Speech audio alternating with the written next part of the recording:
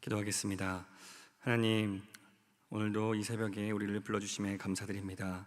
주님의 말씀 앞에서 우리가 오늘도 그 말씀에 순종하게 하여 주시고 그 말씀으로 인하여서 새 힘을 얻는 귀한 시간 되게 하여 주옵소서. 주님께 여러 가지 기도 제목을 가지고 나왔습니다. 그 기도 제목을 가진 우리의 마음 가운데 문제에 얽매이는 것이 아니라 하나님을 바라볼 수 있는 시간 되게 하여 주시옵소서. 예수님의 이름으로 기도드립니다. 아멘. 찬송가 434장 찬양하겠습니다.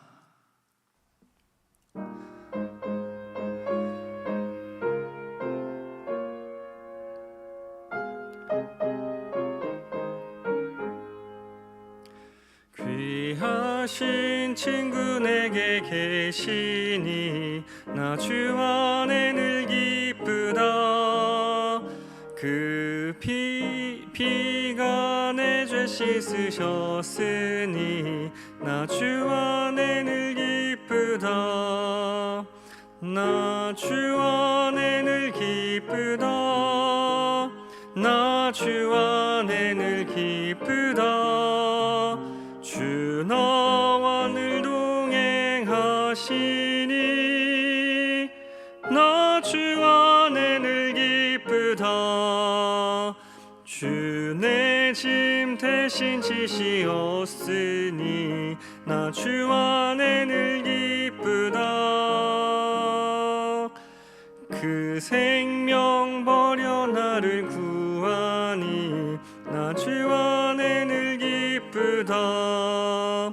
나 주 안에 늘 기쁘다. 나 주 안에 늘 기쁘다. 주 나와 늘 동행하시니 나 주 안에 늘 기쁘다. 주 은총 매일 내게 더하니 나 주 안에 늘 기쁘다. 그 악한 죄악에서 지키니 나 주 안에 늘 기쁘다. 나 주 안에 늘 기쁘다. 나 주 안에 늘 기쁘다. 주 나와 늘 동행하시니 나 주 안에 늘 기쁘다. 아멘. 오늘 우리에게 주시는 하나님의 말씀은 고린도전서 7장 17절에서 24절 말씀입니다. 신약 270쪽, 생명의 삶은 122쪽입니다. 이제 하나님의 말씀을 봉독합니다. 오직 주께서 각 사람에게 나눠주신 대로 하나님이 각 사람을 부르신 그대로 행하라. 내가 모든 교회에서 이와 같이 명하노라. 할례자로서 부르심을 받은 자가 있느냐? 무할례자가 되지 말며, 무할례자로 부르심을 받은 자가 있느냐? 할례를 받지 말라. 할례 받는 것도 아무것도 아니요 할례 받지 아니하는 것도 아무것도 아니로되 오직 하나님의 계명을 지킬 따름이니라. 각 사람은 부르심을 받은 그 부르심 그대로 지내라. 내가 종으로 있을 때에 부르심을 받았느냐? 염려하지 말라. 그러나 내가 자유롭게 될 수 있거든 그것을 이용하라. 주 안에서 부르심을 받은 자는 종이라도 주께 속한 자유인이요 또 그와 같이 자유인으로 있을 때에 부르심을 받은 자는 그리스도의 종이니라. 너희는 값으로 사신 것이니 사람들의 종이 되지 말라. 형제들아, 너희는 각각 부르심을 받은 그대로 하나님과 함께 거하라. 이 말씀은 살아계신 하나님의 말씀입니다. 아멘. 오늘도 새벽 예배 자리에 나오신 모든 성도 여러분들을 주님의 이름으로 환영하고 축복합니다. 사람들은 흔히 자신의 환경이나 조건이 바뀌면 신앙생활을 더 잘할 수 있다고 생각합니다. 직장만 더 좋은 데로 옮기게 된다면, 경제적 여건이 조금 더 풀어진다면, 내가 승진을 할 수 있게 된다면, 혹은 가정 상황이 좋아진다면, 병이 치유가 된다면, 이런 여러 가지 뭐뭐 한다면이라는 생각을 하시면서 이 사건이, 이 문제가 해결이 되면 제대로 헌신하겠노라고 다짐하곤 합니다. 그러나 오늘 사도 바울은 우리에게 매우 중요한 신앙의 원칙을 제시합니다. 그것은 하나님이 각 사람을 부르신 그 자리, 거기에서 그대로 행하라는 것입니다. 먼저 17절에서 20절을 봅니다. 바울 당시 고린도 교회에는 유대인 출신의 할례자와 이방인 출신의 무할례자들이 섞여 있었습니다. 그리고 그들 사이에는 할례로 인한 갈등과 긴장이 있었습니다. 거기서 바울은 단호하게 말하죠. 할례를 받았느냐 받지 않았느냐라는 것은 본질적인 문제가 아니라는 것입니다. 진정으로 중요한 것은 오직 하나님의 계명을 지킬 따름이다라는 것이죠. 하나님은 우리가 처한 외적 상태를 바꾸시는데 에너지를 쏟기보다 지금 있는 그 자리에서 하나님의 말씀에 얼마나 순종하느냐를 보십니다. 예를 들어 내가 술과 담배를 끊고 그 후에야 교회를 가겠다라고 말한다면 언제 교회로 돌아올 수 있겠습니까? 예수님께서 만약 세리와 창녀들, 고아와 과부들을 멀리하셨다면 그들이 주님께로 돌아올 수 있었겠습니까? 그런데 사실 우리가 손가락질하는 사람들 중에 그 어떤 사람보다 우리가 더 깨끗하다라고 말할 수 없습니다. 신앙은 더 나은 환경을 찾는 여행이 아닙니다. 내게 주어진 자리에서 하나님을 찾아가는 것입니다. 그러므로 바울은 각 사람이 부르심을 받은 그 상태에서 주님의 계명을 지키라고 하는 것입니다.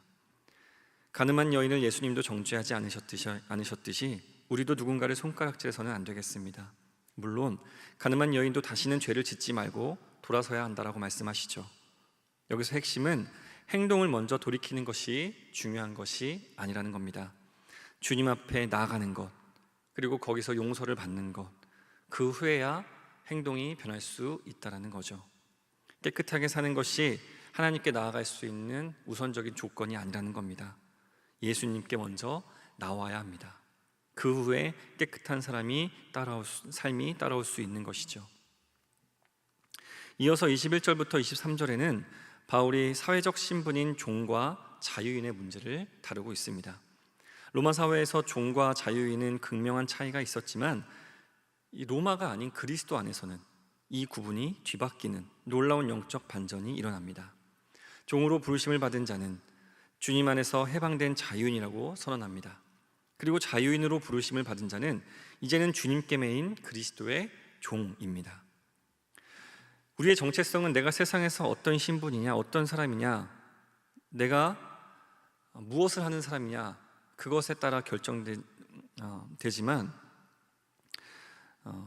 정말 하나님께서 우리가 천국의 시민권을 가진 자로서 하나님께서는 우리를 하나님께 소속된 사람이라고 그렇게 다르게 불러주시는 것입니다.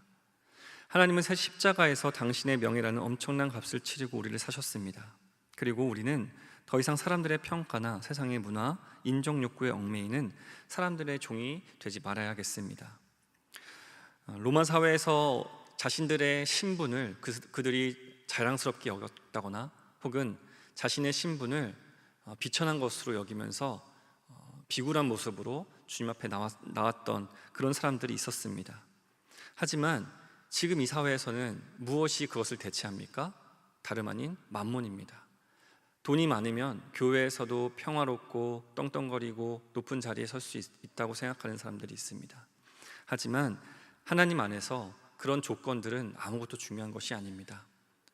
우리 모두 하나님의 종일 뿐입니다. 종이 아무리 높아봐야 종이고 종 위에 종이 있지 않습니다. 우리 모두가 동일한 형제 자매라는 것이지요. 그렇기 때문에 우리는 하나님 안에서 한 형제 자매로 살아갈 수 있다는 겁니다. 하나님께서는 세상의 조건과 세상에서 부르는 우리의 이름을 영적으로 역전시키시는 놀라운 능력의 하나님이십니다. 우리 그 하나님 안에 있는 자로서 우리는 누구나 하나님 안에서 하나님의 백성으로 살아갈 수 있는 그 특권을 얻은 것입니다. 마지막 24절에는 바울이 결론적으로 권면합니다. 각 사람은 부르심을 받은 그대로 하나님과 함께 거하라. 이것은 우리가 처한 상황이 아무리 비천하거나 고달플지라도 그곳에 하나님이 함께 계신다면 그 자리가 바로 성소가 될 수 있다는 것이죠. 신앙은 현실을 도피하는 것이 아닙니다. 오히려 하나님이 할당해 주신 삶의 현장 속으로 하나님을 초청하여서 하나님과 함께 동행하는 것입니다. 내가 있는 가정, 내가 일하는 직장, 내가 만나는 사람들 속에서 하나님과 동행할 때 우리의 일상은 비로소 거룩한 소명의 현장이 될 수 있습니다. 깊은 절망 속에 혹시 계신 분들 계십니까? 혹은 깊은 우울과 무의미의 바다에서 허우적거리고 계신 분들 계십니까? 도대체 이 절망이 언제 끝나는가? 이 아픔이 언제 끝나는가? 혹은 이 무의미함이 언제 끝나는가? 언제 나는 의미를 찾을 수 있는가? 그런 상황 속에서 허우적거리고 계신 분들이 계십니까? 우리 주님께서는 그 모든 이들에게 그 자리가 바로 하나님을 만나는 자리라고 소개해주고 있는 것입니다. 우리의 삶의 자리는 언제나 녹록지 않습니다. 하지만 그 녹록지 않은 자리에서 우리는 하나님을 찬양하고 하나님께 영광 돌리도록 부름을 받았습니다. 상황이 나아져야지만 하나님을 부를 수 있는 것이 아니라는 것이죠. 그렇기 때문에 우리의 모든 상황 속에서 우리는 오히려 우리를 부르신 하나님께 감사함으로 나갈 수 있기를 소망합니다. 우리의 상황 속에 빠져 있는 것이 아니라 하나님의 부르신 그 부르심에 빠져서 하나님과 함께 승리하실 수 있기를 바랍니다. 말씀을 맺습니다. 사랑하는 성도 여러분, 오늘 하루 여러분의 형편과 처지가 어떠하든지 낙심하거나 조급해하지 마십시오. 하나님은 여러분을 가장 정확한 때, 가장 합당한 자리로 부르셨습니다. 세상의 조건에 얽매여서 사람의 시선과 사람들의 평가라는 그런 세상적인 조건의 종으로 살지 말고 나를 핏값으로 사신 주님의 종으로서 오늘 나에게 주어진 그 길을 따르며 기쁨으로 순종하실 수 있기를 바랍니다.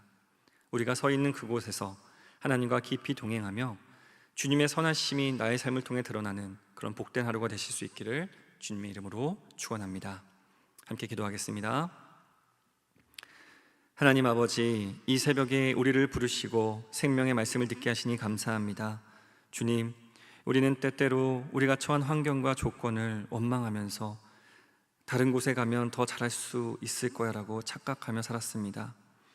나와 다른 사람의 형편을 비교하면서 내 형편에서는 도저히 하나님을 제대로 믿을 수 없다라고 그렇게 한탄하기도 했습니다. 그러나 오늘 말씀을 통해서 내가 서 있는 이 자리가 바로 하나님이 나를 부르신 소명의 자리임을 깨닫습니다. 외적인 조건이나 사람들의 평판에 흔들리지 않게 하시고 오직 하나님의 말씀에 순종하는 일에만 우리의 마음을 쏟게 하여 주옵소서. 오늘 하루 우리의 삶의 현장에 우리 하나님 초청합니다. 주님, 임하여 주시옵소서. 고된 일터에서도 갈등이 있는 가정에서도 하나님과 함께 거하게 하여 주옵소서. 주님과 동행함으로 말미암아 우리 삶의 평강이 넘치게 하시고 우리를 통해 주님의 살아계심이 세상 속에 아름답게 증거되게 하여 주시옵소서. 주님, 우리 허요한 목사님을 우리 안산교육교에 보내주심에 감사드립니다. 성령으로 날마다 충만케 하여 주시고 그 성령의 열매로 말미암아 많은 우리 성도들이 그 성령의 열매로 말미암아 꼴을 먹고 또 주님께 나아갈 수 있는 귀한 축복의 통로로 우리 목사님을 사용하여 주시옵소서. 안산제일교회가 파송개척을 준비하고 있습니다. 기도하고 또 애쓰며 수고하는 모든 이들에게 주님 능력 더하여 주시고 그 파송 개척하는 교회가 하나님께서 기쁘게 사용하시는 교회 될 수 있도록 주님께서 붙들어 주시옵소서. 그 일을 위하여 준비하는 김종 목사님과 멤버들을 주님께서 성령으로 날마다 충만케 하여 주셔서 결코 지치거나 낙담하지 않게 하시고 모든 상황에서 주님을 찬양하고 영광 돌림으로 승리할 수 있도록 주님께서 도와주시옵소서. 오늘도 주님께 봉헌드리는 손길들을 기억하여 주시옵소서. 주님께서 그 헌물 가장 귀하고 아름답게 주님 기뻐하시는 곳에 쓰임받을 수 있도록 사용하여 주시고 주님 드리는 일들마다 주님께서 주시는 믿음으로 아버지 승리할 수 있도록 함께하여 주시옵소서. 주님, 각자의 마음속에 품고 나온 기도의 제목들이 있습니다. 그 모든 기도의 제목들마다 주님께 올려놓을 때에 우리가 기도의 제목에 매몰되는 것이 아니라 하나님의 신실하심을 기억하며 기쁨과 감사로 나아올 수 있도록 주님께서 역사하여 주시옵소서. 이 모든 말씀 예수님의 이름으로 기도드립니다. 아멘. 하늘에 계신 우리 아버지, 아버지의 이름을 거룩하게 하시며 아버지의 나라가 오게 하시며 아버지의 뜻이 하늘에서와 같이 땅에서도 이루어지게 하소서. 오늘 우리에게 일용할 양식을 주시고 우리가 우리에게 잘못한 사람을 용서하여 준 것 같이 우리 죄를 용서하여 주시고 우리를 시험에 빠지지 않게 하시고 악에서 구하소서. 나라와 권능과 영광이 영원히 아버지의 것입니다. 아멘. 이 시간 기도하실 때에 나라와 민족, 교회와 가정 그리고 오늘 말씀을 놓고 계속해서 기도의 자리로 나아가겠습니다.